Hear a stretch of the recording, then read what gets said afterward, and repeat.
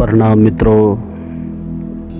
कुछ नया, कुछ अनूठा कर दिखाने की चाह अगर किसी व्यक्ति को नाम और सम्मान दिला सकती है तो वही ललक उसमें आत्मविश्वास और आत्मसंतुष्टि का संचार भी कर सकती है।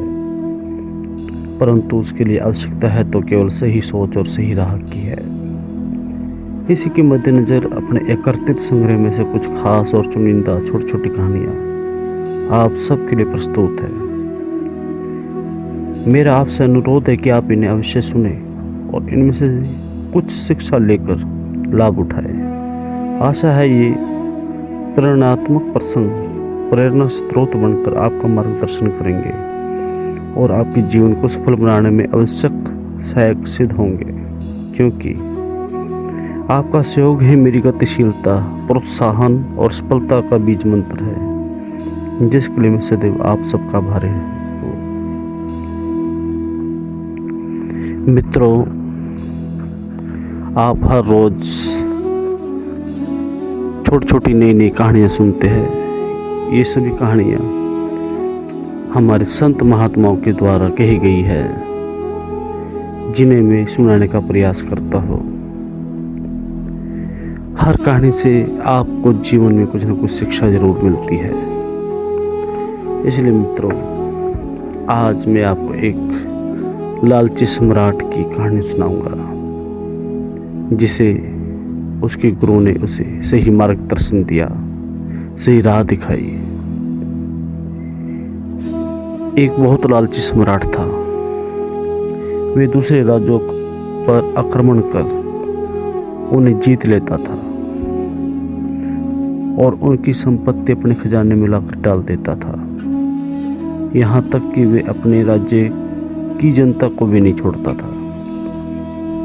उसने अपनी प्रजा पर भिन्न भिन्न प्रकार के कर लगा रखे थे, जिनसे उन्हें प्रत्येक माह मोटी रकम प्राप्त होती थी। उसकी इस लोभ वृत्ति से सभी परेशान थे। अपार धन संपत्ति का मालिक होने के बावजूद वे राज्य के निर्धनों को किसी प्रकार की सहायता भी नहीं देता था। जब उसके गुरु को ये बात मालूम हुई तो एक दिन वे उसके पास आए और खजाना देखने की इच्छा प्रकट की।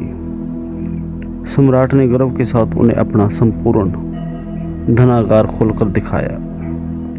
जवाहरात, हीरे, मणिक, पन्ना आदि रत्नों का अंबार वहां लगा रखा था। उन्हें देखकर गुरु ने पूछा, इन रत्नों से तुम्हें कितनी कमाई हो जाती है? सम्राट ने उत्तर दिया, इनसे कमाई नहीं होती, उल्टे रखवाली के रूप में पहरेदार रखने के कारण इन पर बहुत खर्चा होता है।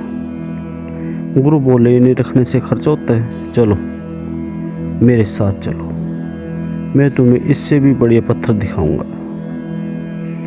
गुरु उसे दूर एक गांव में ले गए, जहां एक घर में एक गरीब विधवा चक्की चला रही थी। गुरु ने कहा, देखो ये चक्की तुम्हारे पत्थरों से ज़्यादा कीमती और उपयोगी है। ये गेहूं पीसती है, जिससे लोगों की भूख मिटती है और इस विधवा की कमाई भी होती है। इसलिए वास्तविक रतन तुझे है। उस दिन से सम्राट की आंखें खुल गई और उसने लोभ करना छोड़ दिया। मित्रों, हमेशा हमें जरूरतमंदों की सहायता करनी चाहिए, क्योंकि अगर हम किसी की सहायता करेंगे तभी भगवान हमारी तरफ देखेगा।